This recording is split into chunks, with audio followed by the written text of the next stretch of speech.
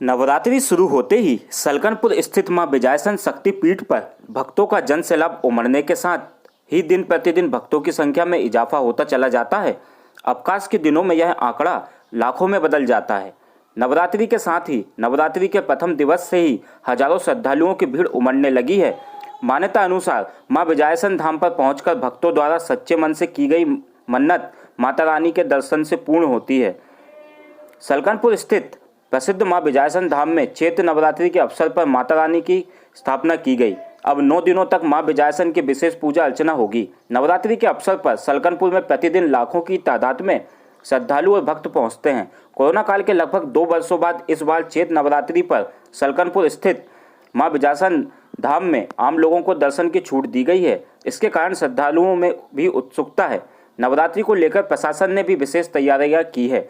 सुरक्षा व्यवस्था की दृष्टि से यहां पर पुलिस बल भी तैनात किया गया है। कलेक्टर चंद्रमोहन ठाकुर ने जिले के सभी अधिकारियों की यहां पर ड्यूटी लगाई है। सभी अधिकारी अलग अलग समय में यहां पर मौजूद रहेंगे और भक्तों की सुविधाओं का ध्यान रखेंगे। ऐसी कहानी प्रचलित है कि सैकड़ों वर्ष पूर्व बंजारों के पशु गुम हो गए थे। उन्होंने जंगल में बहुत खोजे पर नहीं मिले। फिर एक बच्ची ने आकर कहा कि यहाँ पूजन करें, फिर तुम्हारे पशु मिल जाएंगे। प्रतिवर्ष सलकनपुर में भोपाल, सीहोर, होशंगाबाद, खातेगांव, हरदा की ओर से अमावस्या से ही पद यात्रियों का आने का सिलसिला प्रारंभ हो जाता है, जो कि धीरे धीरे लाखों की संख्या में पहुंच जाता है। रविवार सहित अवकाश के दिनों में मां विजयासन शक्तिपीठ पर भक्तों का सैलाब उमड़ेगा। अवकाश के दिनों में माता के भक्त सलकनपुर पहुंचकर माता रानी का आशीर्वाद प्राप्त करेंगे। ऊंचे पहाड़ों पर विराजित मां विजयासन धाम सीहोर जिले की रेहटी तहसील के ग्राम सलकनपुर स्थित पहाड़ी पर भव्य मंदिर में विराजित है, जहां रुकने खाने सहित सारी व्यवस्थाएं उपलब्ध है। साथ ही सड़क मार्ग सहित दर्शनार्थियों को रोपवे तक पहाड़ियों पर पहुंचा जा सकता है। इसके बावजूद भी यहाँ भक्त पद यात्रा, दंडवत यात्रा कर ज्यादातर पैदल ही पहुंचते हैं। भक्तों का मानना है कि माता रानी के दर्शन मात्र से ही भक्तों के सारे कष्ट हरने सहित सारी मनोकामनाएं पूर्ण हो जाती है। आपका? मेरा नाम मनीषा है, मैं भोपाल से आई हूँ। कितने सालों से यहाँ पे आप आ रहे हैं? मैं 10-12 साल से आ रही हूँ। मुझे यहाँ आके बहुत अच्छा लगा। मैं विजयासन मैया से ये प्रार्थना करती हूँ सभी की मनोकामना पूरी करे। जय माता दी।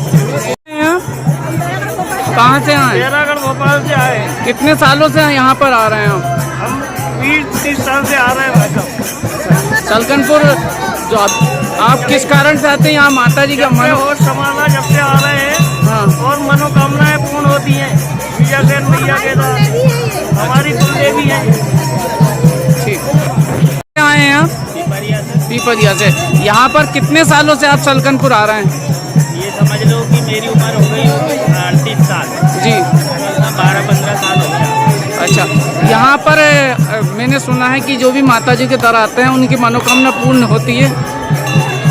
सच्चे मन से अगर माता जी की पूजा करोगे तो बराबर फल मिलेगा आपको। और आपके मन में सच्चाई नहीं है और आ गए तो कोई फल नहीं है। चलिए, बहुत अच्छा। गुरुजी, ये नवरात्रियों के बारे में बताइए। ये वासंत नवरात्रि में जब आप विजयासन शक्तिपीठ धाम पर पधारे हैं, ये रक्तबीज के वध करने के बाद विजय के बाद जहाँ आश्रम पर आरूढ़ रही हूँ, वो विजयासन के नाम से जाना जाता है। यहाँ परंपरानुसार प्रतिपदा से लेकर के 9वीं पर्यंत तक जो है यहाँ स्थानीय परंपरा के अनुसार कर्मकांड का आयोजन किया जाता है। प्रथम दिन प्रथम शैलपुत्री, द्वितीयम ब्रह्मचारिणी, तृतीयम चंद्रघंटेति, कूष्मांडेति तत्वपति, पंचमम स्कंदमातेति, षष्ठम कात्यायनीति च, सप्तमम कालरात्रीति, महागौरीति चाष्टमी, नवमम सिद्धिदात्री, नवदुर्गा कीर्तिता। इस तरह ये 9 दिन भगवती के अर्चन पूजन वंदन।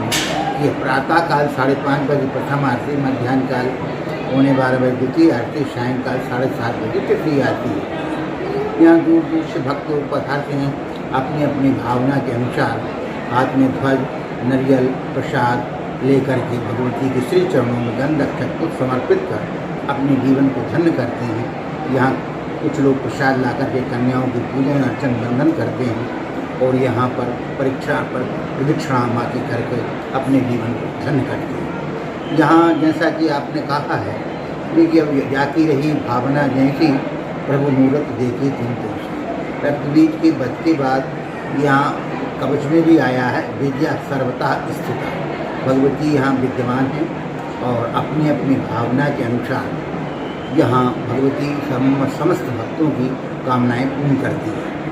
और जो सिद्धपीठ आप देख रहे हैं स्वयंभू पीठ है, बीच की प्रतिमा सामने भैरू जी हैं। 500 वर्षों से अखंड ज्योत एक घृत की तेल की जल रही है। घृत जो है वो सूर्य का प्रतीक है, चंद्रमा का प्रतीक है, और तेल जो है सूर्य का प्रतीक है। अखंड ज्योति के पश्चात जहाँ अखंड धूना भी प्रज्वलित है, जिसकी भस्म आप हम सब ग्रहण करके और अपने जीवन को धन करते हैं। अब इस स्थान पर प्रतिपदा से नवमी पर्यंत तक चैत्र वासंत नवरात्रि में भक्त लोग अपने हाथ में ध्वज नारियल लेकर के चारों दिशाओं से उस विशेषकर 2-3 वर्षों से पदयात्री की संख्या उत्तरोत्तर बढ़ती जा रही। भगवती सभी की मनोकामना पूर्ण करती हूँ। आपके चैनल के माध्यम से हम चाहते हैं हमारा पूरा भारतवर्ष, पूरा विश्व सर्वे भवन्तु सुखिनः, सर्वे सन्तु निरामया, सर्वे भद्राणि पश्यन्तु माँ कश्चित् दुःखभाग् भवेत्। सभी शाक्त उपासकों को हम इस शक्तिपीठ के माध्यम से, आपके चैनल के माध्यम से प्रणाम करते हैं। तस्मात् सर्व प्रयत्न देवी जापम निरंतरम। ओम नमः। इस बार सलकनपुर ट्रस्ट द्वारा क्या व्यवस्था श्रद्धालुओं के लिए की गई है और नवरात्रि किस रूप से मनाई जाएगी? प्रतिवर्ष अनुसार इस वर्ष भी बहुत उत्साह के साथ नवरात्रि मनाने का कार्यक्रम है, क्योंकि पिछले 2 साल से कोरोना के कारण नवरात्रि पर्व ठीक ढंग से हो नहीं पाया था। अभी पिछले 3-4 दिन पहले माननीय कलेक्टर साहब ने जिले के समस्त अधिकारियों के साथ यहाँ बैठक ली थी और सारी व्यवस्थाओं के बारे में एक विषय पर चर्चा की थी। उसमें मुख्य रूप से हमने जो हमसे पूछा कि आपकी क्या समस्या है, तो हमने कहा कि मैं मुख्य रूप से यहाँ पे अतिक्रमण बहुत हो जाता है छोटे दुकानदारों द्वारा, जिसके कारण पैदल चलने वालों को बेहद कठिनाई होती है। इस अतिक्रमण पर नियंत्रण किया जाए। दूसरे वीआईपी वाहन जो सुरक्षा चौकी से अंदर आते हैं, उनके कारण भी यहाँ इतने वाहन हो जाते हैं कि दिक्कत आने लगती है।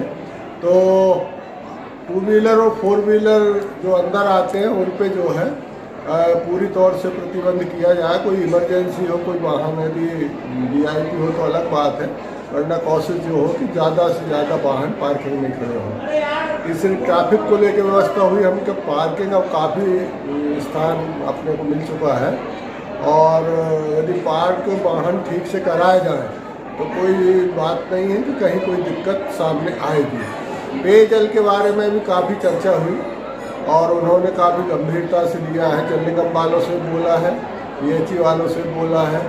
रोड के माली माया से लेकर नील कछार तक जनपद और पंचायत के जो टैंकर हैं उनमें असेंबली लगा के पानी की व्यवस्था करने का निर्देश दिया है। और ट्रस्ट के ओर से तो जो कुछ किया जाता है वो किया जा रहा है। हमने ठंडे पानी की मशीनें जो ख़राब पड़ी थी, युद्ध स्तर पर उन्हें ठीक करा के लोगों को ठंडा पानी उपलब्ध कराने का प्रयास किया है। 2 मशीनें ठीक हो चुकी हैं, तीसरी पे आज काम चल रहा है और रात तक वो भी ठीक हो जाएगी।